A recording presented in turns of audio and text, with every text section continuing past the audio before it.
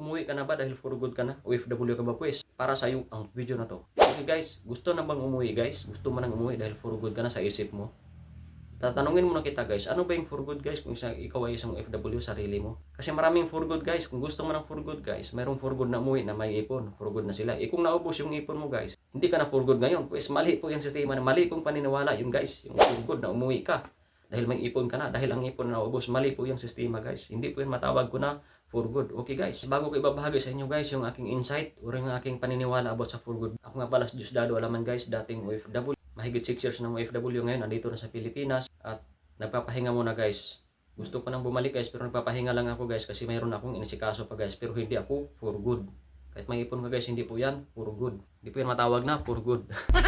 Yun po yun guys. Okay guys, bago ko ibabahagi sa inyo guys yung aking insight about yan sa for good guys, ikwento ko muna sa inyo guys yung aking munting karanasan guys sa pagiging OFW. Okay guys, nag-abroad po ako guys. Una guys, ang inabroadan ko guys sa Micronesia guys. Okay naman doon guys yung pag-abroad ko.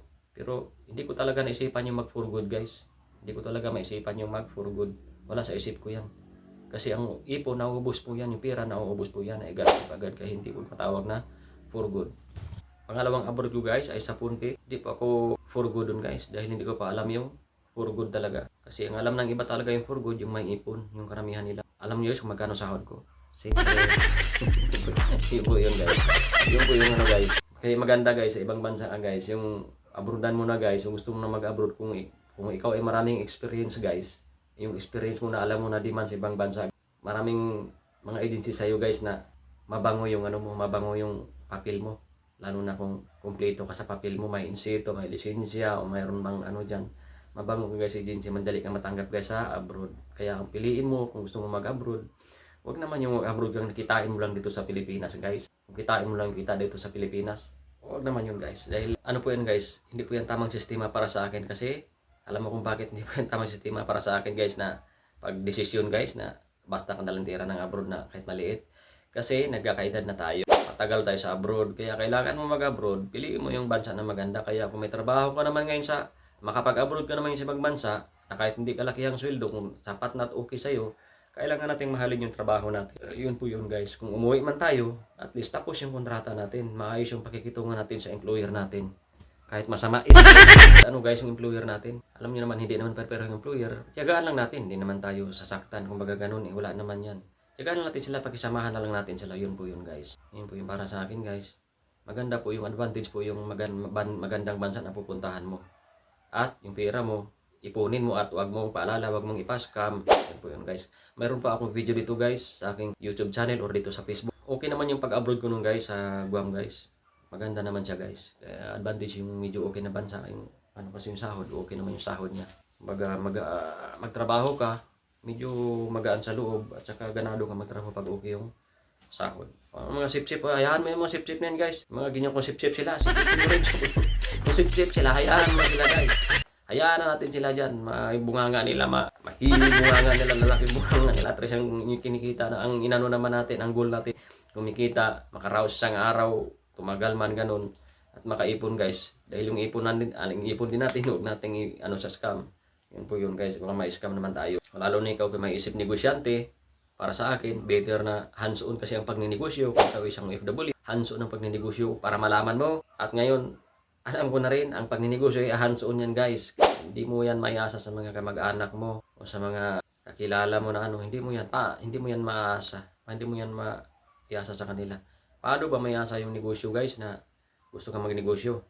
Iasa sa kanila. Paano ba natin iasa sa kanila? Yun, madali lang po yun guys. Kung gusto mo lang nangatin yung kamay mo, gusto mo magnegosyo. Para sa akin una, kung gusto mo magnegosyo sa Pilipinas, dapat nakitaan mo na sa Pilipinas bago ka umalis o sa matagal mo nang kasama yung pamilya mo na mayroon ding isip, entrepreneur o negosyante yung isip at saka mayroon siyang plano na gusto magnegosyo. Pwede mo yung simulan sa maliit, ipatesting mo sa kanya kung kumita, pwede nyo na pag-usapan yung hatian. Madali lang po yung hatian guys. Yun po yun guys. May pinipirmahan lang kayo sa hatian ganun. About sa kita nyo. Yung ganun po yan guys. Para sa akin. Pangalawa guys, kung gusto mong magnegosyo, isip ka negosyante, nakagaya ko, pero may product na wala pang bumili, hindi ko guys, negosyante, may product o mayroon kang serbisyo guys, pwede tayo guys magnegosyo sa ibang bansa guys. Pero yung ano natin yung legal, hanapin natin yung paano ba legal, paano diskarte, kasi mayroong iba dyan ng mga Pinoy yung kalahi natin na negosyo din sa ibang bansa. Pwede tayo magtanong dyan guys. lalo sa registration. Pwede tayong magtanong sa kanila kung mayroon tayong gustong iambag sa ibang bansa. Kung kailangan nila yung ating skills, yan, good news. Kung kailangan nila yung ating service, yun. Kung kailangan nila yung ating product, yun. Kung magaling ka magluto, pwede natin yan, guys. Kaya guys, pwede ka magnegosyo sa ibang bansa, guys, kung ikaw isang OFW, di ba guys? Sana guys, may natutunan ka sa video na to guys, sa binabagi kong video, lalo na kung ikaw isang OFW na kagaya ko guys, dahil may pangarap din ako guys. Sa ngayon guys, hindi ko pa natupad kasi at least ginagawa ko siya doable ng walang puhunan na gasto. Kumbaga, start on what you have. Kung ano binibigay na mayroon tayo, pwede tayo magsimula dyan. Trabuhin natin na malupit. Better dyan guys, kung mayroon kang skills o experience, panlaban mo na yun. Yun po yun guys. Okay guys, tatalakayin na natin yung about sa ano guys. Yung puro good guys. Yun ba yun guys, yung ano natin guys, yung topic natin guys, puro good. Oo nga guys. Napahaba yung kwento ko guys Yung puro good guys, yun po yun guys. Ang puro good guys, hindi po yan yung umuwi, may ipon ka guys, tapos puro good ka na. Maling mindset po yan guys. Isang maling mindset po yan guys para sa mga FW. Yung may ipon ka na, palagay mo for good ka na o may punta na for good ka na. Mali pong sistema yan para sa akin guys. Sana kung napanood mo yung video na to, mamulat ka guys. Kasi yung video na to, isa ko rin babahagi na may kunting impact sa mga FW na hindi ma-scam. Yun po yung ano ko guys, goal sa mga FW na hindi ma-scam, hindi ka ma-scam, at saka mabago yung mindset mo. Sa kunting nagpapaliwanag na kagaya ko, hindi matalinong tao, nakagaya ko nagpapaliwanag na aking mga insight o experience, sana mabago yung mindset mo para mabago yung pananaw mo at saka yung buhay mo, yung galaw ng buhay mo. Yun po yung guys. Yung for good na yun guys, hindi po yan sa umuwi ka na may ipon, for good ka na. Mali nga yun po yan guys. Tapos yung may ipundar ka na, mali nga yun guys. Kasi magsisisi ka guys, maubos yung ipon mo. Ano yung for good na yan? Parang scam yan. Yung for good na yan, maraming nagpapaliwanag, maraming narinig ko dyan na for good na daw sila pag uli naghirap. Ano ba yan? For good ba yan? Ano ba yan siya? For good na umuwi, ubos ipon, babalik na naman. Sabi for good. Mali po yan mga ka-OFW, mali po yan. Ganun yun guys. Kung gusto mo ng for good, kung alamin mo yung for good, ano ba talaga yung for good guys, para sa akin, ang for good guys, para malaman mo yung for good, ganito, tandaan mo isang OFW kasi marami nagpapaano dyan, na for good na umuwi, tapos pag uwi, ubos ipon, hindi na for good, for bad na. Hindi po yun guys, hindi po yan. Kaya tumulong ako sa mga OFW, na malaman yung maraming magagaling dyan guys, hindi lang nila sinasabi yung yung pagdiskarte. Ako lang nagpursige lang akong ipaliwanag yung aking insight o diskarte para malaman ang baguhan ng mga OFW na kagaya ko na bagong startup na mga gusto pang magnegosyo, mga baguhan pero hindi pa successful. Pero mayroon akong insight na alam dyan. Hindi naman negosyante to, binahagi ko para lang to sa mga OFW na hindi mahihirapan pagtanda. Meron ako diyang mga video guys, pagtanda mo hindi ka maghirap yung buhay mo, hindi ka man yumaman pero kumbaga nasa middle class ka, magaan yung buhay mo. May mga pundar ka, mayroon pa akong topic dyan kung isang OFW, panoorin mo yung mga topic ko dyan. Marami kang matutunan. Ang for good, mali po yung mindset na sinasabi nilang for good, umuwi ka na dahil may ipon ka na. Mali nga yun. Kasi nga, pag naubos po yun guys. Para sa akin guys, yung for good na FW, para malaman mo, kung napanood mo to, ibasura mo na yung for good na sinasabi nila. Kasi naghirap din sila pag uwi, ubos ang ipon. San lang pundar, for bad na. Kaya guys, yung for good guys, para sa akin yung for good. Kumbaga sa English, for good, ang tinatawag. Kung ikaw may isang OFW guys, matawag ko yun na for good guys, believe na ako sa iyo guys, kung umuwi ka dito sa Pilipinas, kung anong sahod mo dyan na 100k, 200k, kung mayroon kang income na kahit 100k o 200k, kumikita na yung mga niyugan mo, palayan mo man, aman, o negosyo mo, kung ikaw man ay negosyante, kumikita yung negosyo mo ng 100,000 naman, 200,000 naman, kung sweldo mo ay 50,000, kumitan 50,000, katumbas ng sahod mo guys, kumikita yung negosyo. Yun po yung for good guys, di ba? Simple, basic. Mathematics is basic na basic, pang ano lang.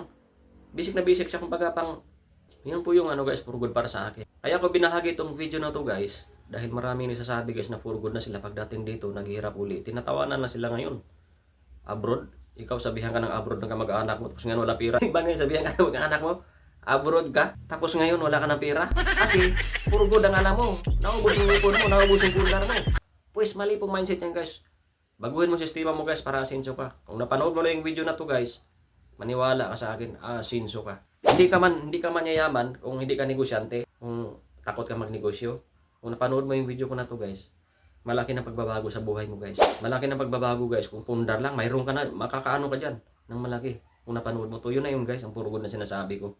Kung kumikita ka dito, katumbas na sahod mo sa ibang bansa, negosyo mo o yung lupa mo, kung hindi ka negosyante, kumikita yan ng 100k a month o 200k a month. Yun po yung guys binahagi ko sa inyo guys.